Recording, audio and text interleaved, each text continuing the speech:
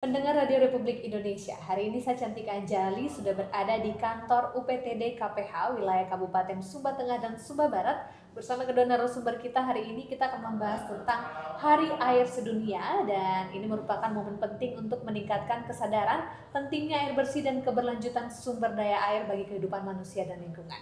Hari ini kita sudah bersama dengan kedua narasumber. Selamat pagi Bapak. Selamat pagi. Silakan perkenalkan diri Bapak. Perkenalkan, nama saya Edward Tumbuboto, PLT Kepala UPTD KPH wilayah Sumba Tengah dan Sumba Barat.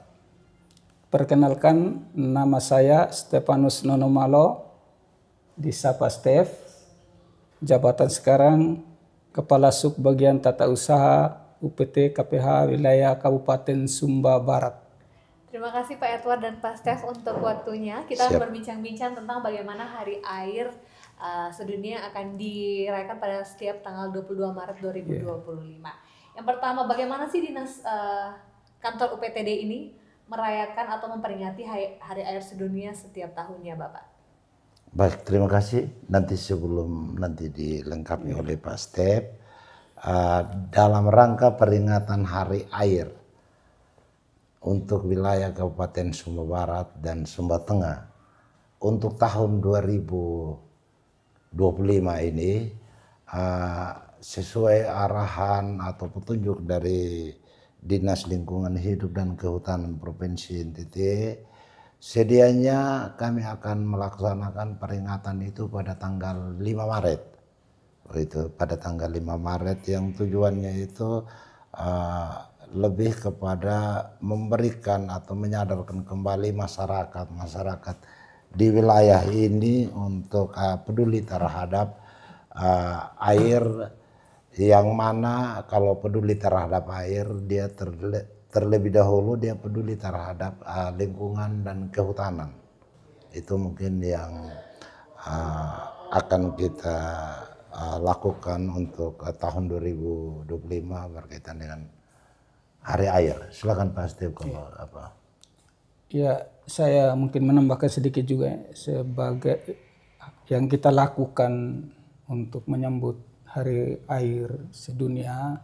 Ya, salah satunya juga sebenarnya rencananya itu ada penanaman pohon, tanaman kehutanan di sekitar area mata air. Itu sangat penting karena ini terkait dengan kelestarian mata air itu sendiri. Mungkin itu tambahan. Berarti itu sekarang penanaman pohon ya, untuk melestarikan air yang berada di Sumba Barat dan Sumba Tengah, Bapak? Iya, di Sumba Tengah dan Sumba Barat. Untuk di Sumba Barat ini mata air yang jadi sasarannya nanti ini kami rencanakan di mata air Ombaleu. Iya, kalau di Sumba Barat di Ombaleu, di Wanokasa.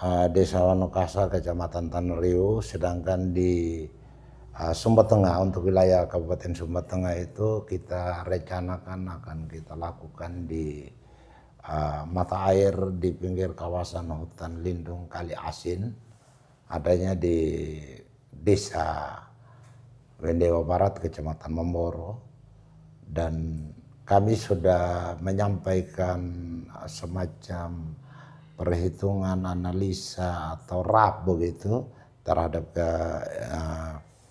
untuk kegiatan ini, yang mana RAP ini kami sampaikan ke Dinas Lingkungan Hidup dan Kehutanan Provinsi NTT. Menurut informasinya akan diteruskan ke lembaga perantara, Lentara, yang menggunakan dana lingkungan hidup BPDLH. Gitu.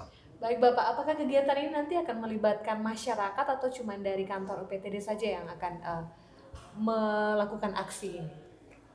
Baik, sesuai petunjuk, sesuai arahan dari provinsi, kegiatan pembentukan kelompok masyarakat peduli mata air atau yang kami singkat dengan Compire itu, yang mana yang tadi di Sumba Barat dan di Sumba Tengah itu melibatkan komunitas atau masyarakat di sekitar situ, melibatkan komunitas atau masyarakat adat Marapo, yang mana nanti dalam pelaksanaannya itu kita merujuk atau kita tetap memperhatikan kearifan lokal di masing-masing lokasi mata air itu.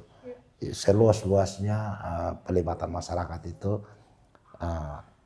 akan dilakukan di sana, sedangkan UPT itu sebagai fasilitasi untuk memberikan informasi-informasi berkaitan dengan teknis pelaksanaan kegiatan. Mungkin Pak Steve tambah. Ya, saya tambahkan sedikit ya.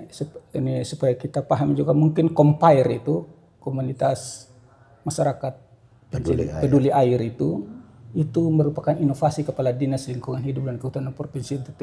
Jadi Compire itu mungkin satu-satunya di Indonesia. Jadi ini inovasi dari Pak Kadis. Jadi rencananya tahun ini kita tindak lanjuti tadi sudah disampaikan rapi yang sudah disampaikan oleh Pak PLT, bahwa tadi pelibatan masyarakat juga malah ada rencana kita melakukan festival saat peresmian masyarakat peduli air itu. Kita akan adakan festival, apakah itu festival budaya ataupun festival yang berkaitan sekali dengan pelestarian mata air itu sendiri. Ya, itu yang pertama. Yang berikut juga yang saya perlu tambahkan, untuk keterlibatan masyarakat adat di situ, kita memang memberikan ruang seluas-luasnya kepada mereka.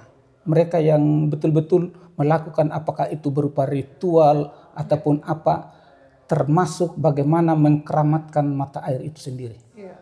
Ditambah tadi itu mungkin nanti ada penanaman pohon di sekitar areal mata air dengan luasan sesuai dengan anggaran yang tersedia. Baik, Pak Stef. Compire itu maksudnya satu-satunya di NTT apa seluruh Indonesia tuh yang baru direncanakan?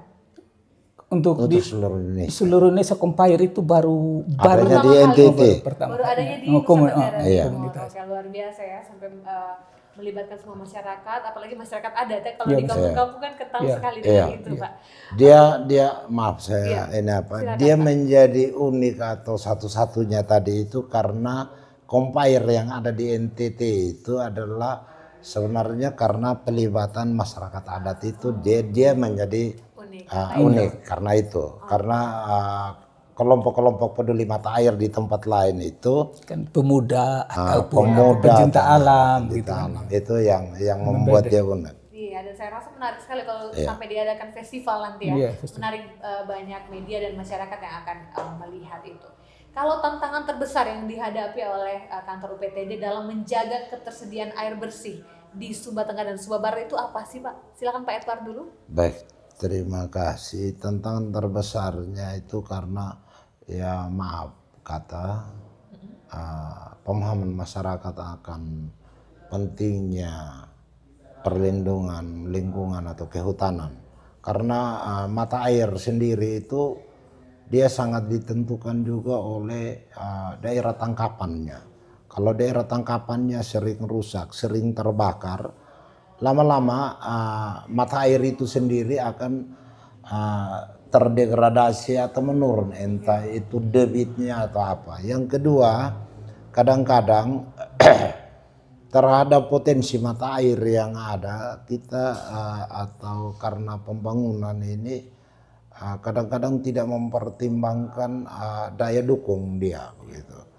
Biasanya nanti akhirnya ada pembangunan irigasi, buatlah secara akhirnya membuat mata air itu sendiri juga jadi kecil. Jadi sebenarnya ini semua perlu kesadaran bersama semua pihak untuk menjaga atau melestarikan mata air itu sendiri. Mungkin itu saya responnya. Kalau dari Pak Stef? Ya, saya sepakat dengan Pak PLT bahwa tantangan kita ini mindset masyarakat kita itu yang memang belum peduli bagaimana pentingnya fungsi hutan, karena salah satu fungsi hutan itu bagaimana menjaga kestabilan itu tadi, termasuk ketersediaan mata air atau menjaga erosi. Tapi tadi masyarakat kita kan tidak selalu mengikuti regulasi-regulasi yang ada, selalu pada posisi melanggar. Dan kita lihat sendiri memang kondisi di Sumba Barat dan ya terlebih di Sumba Barat, ya mungkin Sumba Tengah masih berkurang sedikit, bahwa perembahan maupun penebangan hutan sudah sangat-sangatlah tinggi. Dan mungkin agak sulit kita kendalikan. Iya, apalagi masalah air sekarang sudah Iya. mulai, karena hutan sudah mulai Dan memang sebenarnya itu hutan lestari atau mata air, termasuk nanti pada akhirnya mata air itu lestari, ya bagaimana keterlibatan aktif masyarakat. Iya. Itu yang sangat-sangat penting. Kalau pegawai ini kan pada saat-saat tertentu dia hadir, tapi yang selalu ada di situ, yang selalu langsung merasakan itu kan masyarakat itu sendiri. Iya. Dan apakah memang dari kantor sini melakukan edukasi-edukasi kepada masyarakat untuk menjaga kelestarian air seperti apa sih? Sepertinya mungkin lewat media sosial atau langsung memberitahukan kepada masyarakat, Bapak? Mungkin edukasi atau ajakan atau sosialisasi kepada masyarakat yang melalui media secara khusus memang kami belum sampai di situ. Dan edukasi yang kami lakukan selama ini biasanya oleh teman-teman kami yang penyuluh bila ke lapangan menyampaikan itu. Mungkin juga sosialisasi atau penyebar luasan ini kami lakukan masing-masing kami, entah itu di acara nikah atau di acara adat, kami sampaikan bahwa penting ini kita peduli terhadap kelestarian lingkungan. Mungkin sudah itu yang dari Mas Tef ada tambahan? Tapi ya itu kalau sosialisasi maupun penyuluhan itu sudah sangat-sangat sering dilakukan. Hampir-hampir ya kita juga merasa sebenarnya masyarakat itu sudah paham, hanya tadi itu pola pikirnya. Jadi kembali saya selalu menyorot itu mindset masyarakat kita yang belum berubah, selalu mau yang instan. Jadi dia tebang hutan, dia rambah hutan, dia tanam dan hasilnya 3 bulan kemudian dia nikmati. Tapi dia tidak selalu berpikir jangka panjang bagaimana kelestarian hutan yang pada akhirnya mata air itu juga lestari. Iya, untuk anak cucu ke depan, masa depan. Baik, terakhir Pak Edward dan Pak Stef, apa sih harapan atau pesan dari Bapak berdua masing-masing untuk masyarakat terkait nanti Hari Air Sedunia dan bagaimana kita menjaga air tetap lestari untuk anak cucu kita di masa depan? Pak Edward dulu, silakan.